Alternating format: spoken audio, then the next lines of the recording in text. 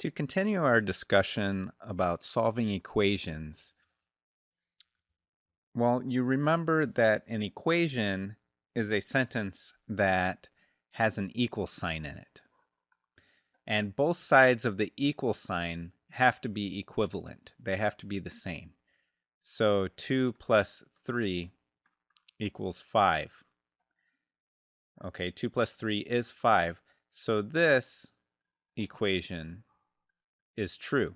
Now you could have a false equation. You could have 2 plus 1 equals 5, and that would be false. Okay, there's another vocab word. It's called an open sentence. So in these two examples, you had one that was true, you had one that was false, and there could be a third one which would be neither true or false. And that would be if you have a variable involved and we don't know what the variable is. So if we had a sentence something like 3 plus x equals 7. Now this we can't say if this is true or false until we know what x is. So this is what would be called an open sentence. It's open because we don't know whether it's true or false. If x is 2, this would be a false statement because 3 plus 2 is not equal to 7. So this would be false. But if x is 4, 3 plus 4 equals 7. Now that would be true. So you have one that's false, one that's true. But right now as it stands, if there's an x there, it's going to be an open sentence. Okay, now a little bit more with dealing with variables. If you're given multiple values that a variable could be,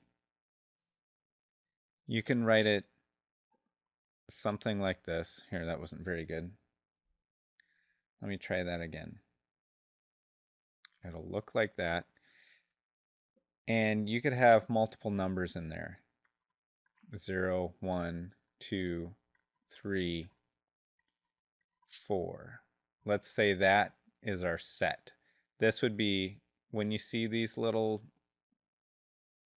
symbols, that's going to indicate a set. And if you want to replace those, replace your variable with those, then that would be called a replacement set. So let me write that in there. So that was for replacement set.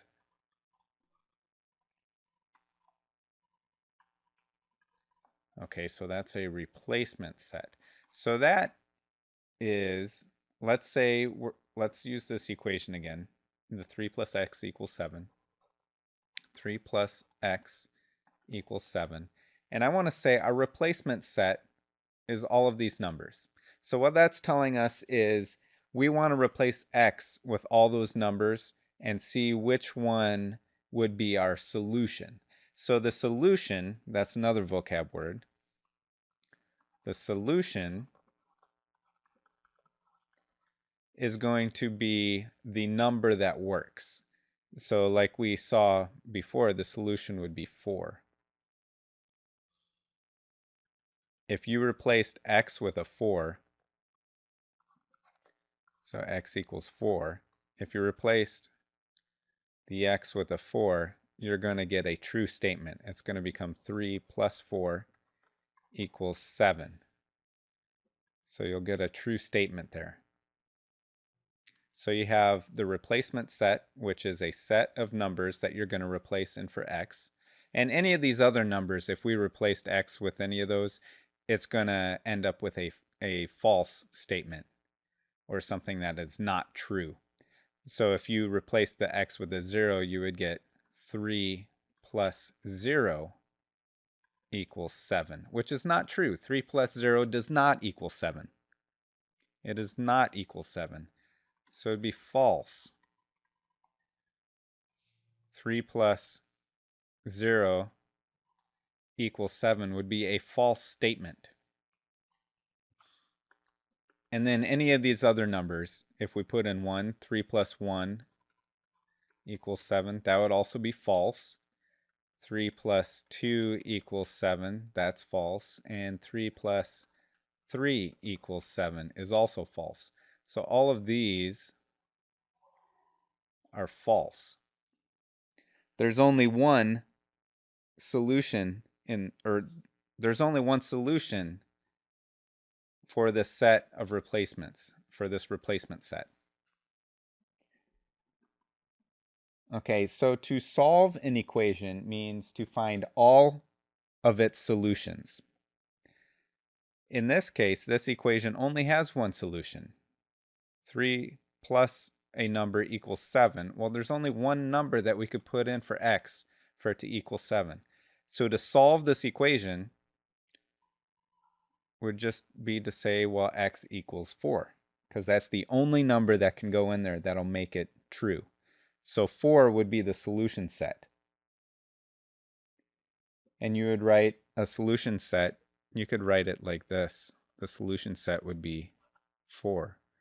It's the set of all numbers for x that'll make this equation true.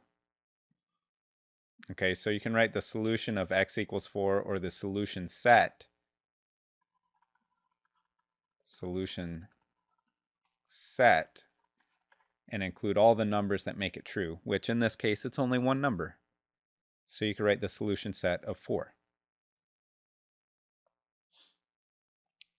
In the next video, we'll do some examples to demonstrate this. And we'll also look at if two equations are equivalent.